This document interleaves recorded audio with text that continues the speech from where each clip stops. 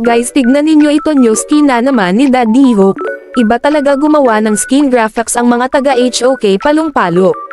Paano na naman ito, iiyak na naman ba mga taga Legend?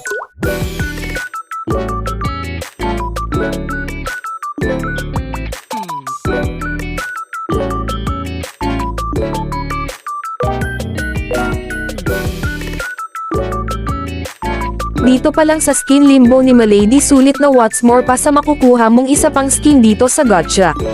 Ang simple lang makakuha nito, need mo lang ng exploration coins at kada open mo sa bawat box is tumataas ang exploration coins na kinakailangan dito. At 5 beses lang ito pwede ma-open, at para ma-open lahat ng ito ay kakailanganin mo ng 312 exploration coins, at ang ibang coins pwede mo makuha sa daily mission. Kahit isa lang makuha dito sulit na guys, kaysa naman puro recharge tapos mas scam ka lang kaka-recharge, diba? Hahaha. Ito yung skin limbo naman ni Milady na may kasamang tiyanak. Hahaha. Ang ganda at ang detalyado ng pagkakagawa nila dito. Dahil sa bawat cast ng skills makikita mo yung effects nito, at kahit sa pag-teleport ang angas, makakatulog muna si Milady bago ulit tumayo pagbalik ng base. Hahaha. Pero maangas talaga dito is yung may tiyanak galing sa second skill niya. Haha, ang lupit.